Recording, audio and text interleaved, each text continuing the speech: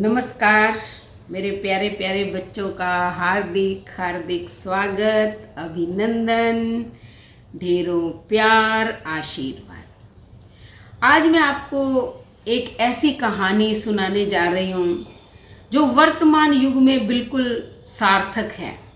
यानी कि आज इस भौतिकवादी युग में व्यक्ति पैसे कमाने की होड़ में लगा हुआ है।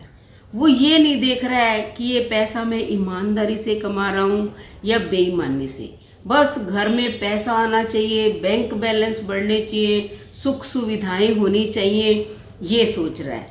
तो व्यक्ति जैसी कमाई से अनाज खरीद कर खाता है वैसा ही उसका मन हो जाता है, और पाप से कमाया हुआ पैसा जो है और उससे खरीदा हुआ अन्न जो है वो कभी भी सार्थक नहीं होता है।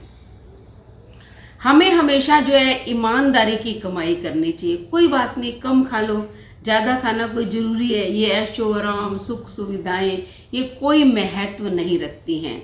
बस व्यक्ति को ईमानदारी से ही पैसा कमाने की कोशिश करनी चाहिए। वैसे तो बहुत सारे ईमानदार लोग हैं इस दुनिया में, लेकिन मोस्टली जो है बेईमानी करके जो जितनी ऊंचाइयों पर है, यानी कि ऊंची पोस्ट पर बैठा हुआ है, वो उतनी ही बेईमानी से काम भी कर रहा है।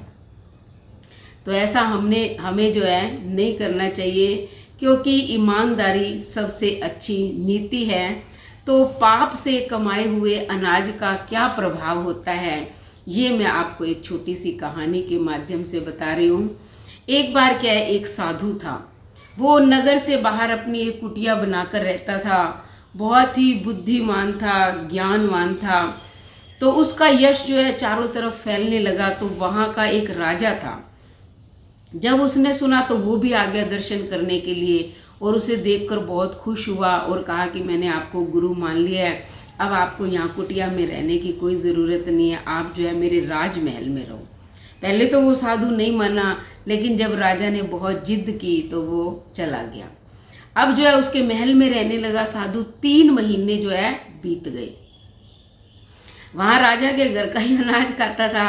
तो एक दिन ये घटना घटी कि रानी जो है वो स्नानागार में स्नान करने गई। वहाँ उसने अपने हीरों का हार उतारा, और फिर जब वो बाहर गई स्नान करके तो भूल गई हार को उठाना। उसके बाद ही जो है साधु वहाँ स्नान करने गया तो उसने देखा अच्छा हीरो का हार पड़ा है। अब उसका मन विचलित हो गया। उसने क्या किया, चुपचाप उस हार को उठाया और चला गया। अब वो राजमहल में नहीं गया, चुपचाप राजभवन से बाहर चला गया, वन की ओर यानी कि जंगल की ओर निकल गया। जब रानी जो है श्रृंगार करने लगी, उसे अपना हार याद आया। देखा तो है ही नहीं। फिर उसे याद आया कि जब स्नान करने गई थी वहीं छूट गया था। दासी को भेजा, दासी कहती वहाँ हार है ही नहीं। रानी ने सोचा इसको दिखाई नहीं दिया होगा। वो खुद गई, खुद देखा हार नहीं है। तब उसने कहा चलो पता किया कि मेरे बाद कौन स्नान करने गया था। तो पता चला साधु बाबा गए थे। तो उसने कहा कि साधु को बुलाओ। जब साधु को बुलाया तो वो तो है ही नहीं वहाँ, पूरा राजमहल छान लिया।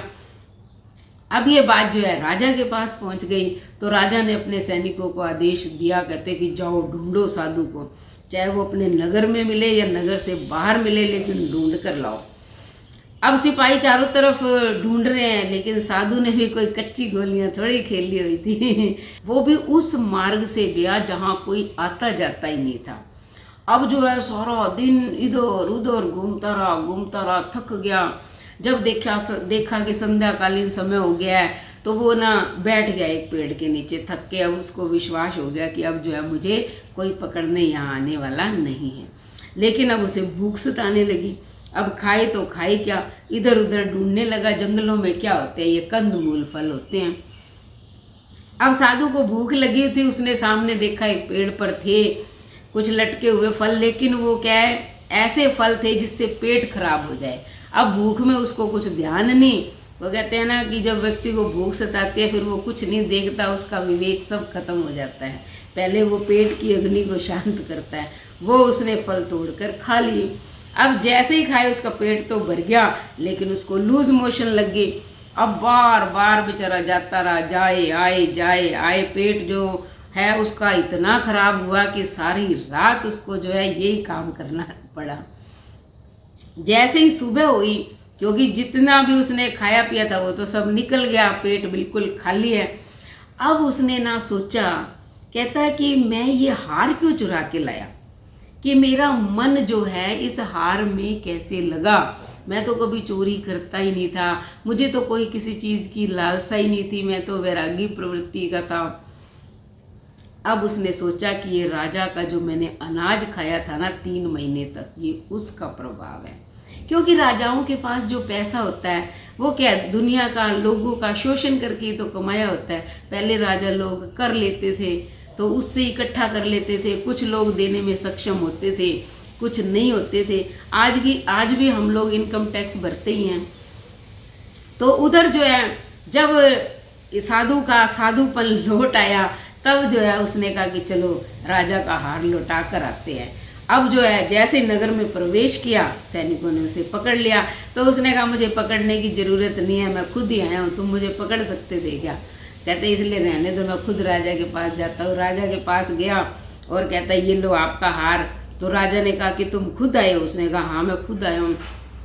कहते खुद आए हो तो तुम गए ही क्यों थे, फिर तुमने ये हार ही क्यों चुराया था, और अब ले ही गए थे चुरा कर तो देने क्यों आए हो। तब उसने राजा को भी यही समझाया। कहता है कि राजन 3 महीने तक मैं तुम्हारे महल में रहा और तुम्हारा अनाज खाया, उससे मेरी बुद्धि भ्रष्ट हो गई, इसलिए जो है मेरा साधुपन खत्म हो गया और चोरी में मेरा मन लग गया, क्योंकि तुम्हारे हार को देखकर मैं डावाडोल हो गया था। और जब तुम्हारा खाया हुआ अनाज मेरे सारे शरीर से निकल गया तब मेरी बुद्धि वापस लौट आई है। अब मैं जो है सच्चा साधु फिर से बन गया हूँ, मेरा मन परिवर्तित हो गया है। ये लो तुम्हारा हार, अब मुझे कोई ज़रूरत नहीं है, मैं जा रहा हूँ और आज के बाद कभी भी किसी राजा के घर यानी कि राजमहल में रहूँगा भी नहीं। तो ये होता है पाप की कमाई से खाए हुए अनाज का प्रभाव। कहते हैं ना कि जैसा खाओ अन्न वैसा होए मन।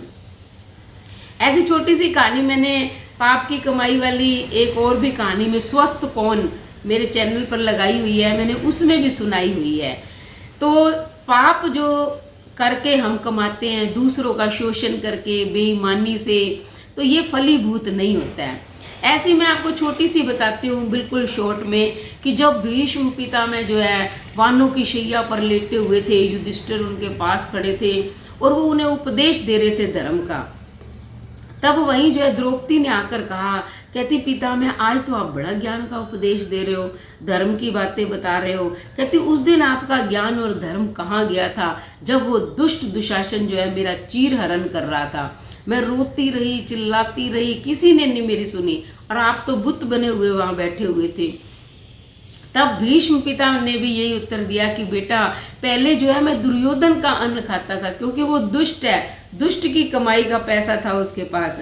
और अब जब यानी कि अर्जुन के वानों से मेरा सारा रक्त निकल चुका है, तो अब मेरा मन शुद्ध हो चुका है, इसलिए ये मैं ज्ञान की बातें जो है बता रहा हूँ। इसलिए हमेशा ईमानदारी से पैसा कमाओ और उसी पैसे से अनाज खरीद के खाओ। बेईमानी का पैसा कभी भी फलीभूत नहीं होता। तो अगर मेरी ये कहानी आपको पसंद आई तो हमारे चैनल को सब्सक्राइब करें, लाइक करें, शेयर करें, कमेंट करें और बेल आइकन के बटन को दबाएं ताकि वीडियो का नोटिफिकेशन सबसे पहले आपको मिले। धन्यवाद।